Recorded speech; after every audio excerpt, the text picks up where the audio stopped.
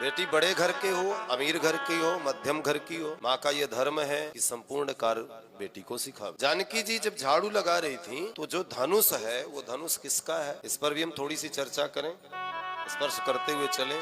वृत्तासुर का जब वध होना था, और वृत्तासुर का वध ऐसे नहीं होना था, वज्र के द्वारा होना था। और वज्र का निर्माण भी कैसे होगा, तो बोले महर्षि दधीचि की अस्थियों से ही उन अस्त्रों शस्त्रों का निर्माण होना था। महर्षि दधीचि जो थे वो राम जी के ही वंश परंपरा के थे, राजर्षि थे। समस्त देवताओं ने जाकर के महर्षि दधीचि के पास कहा कि आप अपनी अस्थियों का दान करें। महर्षि दधीचि ने अपने प्राणवायु को रोक करके अस्थियों में स्थापित करके शरीर दान कर दिया। 5 आयुध बने। पहला वज्र का निर्माण हुआ, इंद्र को दिया गया। सारंग धनुष बना, भगवान परशुराम को दिया गया। अजगौ बना, भगवान शंकर को दिया गया। गांडीव बना, ये भी भगवान परशुराम, बाद में अर्जुन के पास आया। एक और धनुष बना कंस के यहाँ जो रखा, 5 अस्त्र। अजगौ धनुष, इसे पिनाक भी कहा जाता है, इतना भारी था कि संपूर्ण ब्रह्मांड के किसी भी देवता, यक्ष, नाग, गंधर्व, किन्नर, इनमें किसी में इतना बल नहीं था जो उस धनुष को उठा सके। परंतु माँ जानकी जी ने एक ही हाथ से उठाया, पति को साफ किया, पुनः उसी जगह पर धनुष को रख दिया। राजा जनक की दृष्टि पड़ी, जा समझ गए ये कोई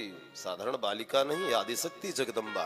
जानकी जी के स्वयंवर की रचना करी। एक यहाँ कथा और आती है कि भाई राजा दशरथ को निमंत्रण क्यों नहीं दिया। हम थोड़ा सा दृष्टांत लेकर के चले कि एक बार राजा जनक के राज्य की कोई गाय बीमार पड़ गई। अब जब गाय बीमार पड़ी, इतनी बीमार पड़ गई कि महाराज दवा देने के पश्चात भी ठीक नहीं हुई। ये बात हुआ कि भाई यदि चक्रवर्ती सम्राट राजा दशरथ आ जावे, वो अपना हाथ बस फेर दे गाय पर। राजा दशरथ इतने साधारण नहीं थे, अरे इंद्र भी आधा सिंहासन राजा दशरथ को दे देता था। सदैव स्वर्ग राजा दशरथ जाते, देवासुर संग्राम में देवताओं की तरफ से असुरों से युद्ध करते। कोई साधारण राजा नहीं थे, चक्रवर्ती सम्राट। तो फिर इनको क्यों नहीं दिया निमंत्रण? ऋषि विश्वामित्र को दिया, परंतु इनको नहीं दिया। तो कहते हैं राजा दशरथ उस समय, जिस समय राजा जनक के यहाँ से संदेशा पहुंचा, तो राजा दशरथ राजकार्य में इतने लिप्त थे कि अपने घर के एक काम करने वाले नौकर को कहा कि जाओ गाय को दवाई देकर। वो गया और वो गाय ठीक हो गई। तो राजा जनक के मन में चिंता हो गई, बेटी का स्वयंवर मैं कर रहा हूँ, यदि मैं निमंत्रण देता हूँ और किसी राजकुमार को नहीं किसी नौकर को भेज देंगे, ये भय के कारण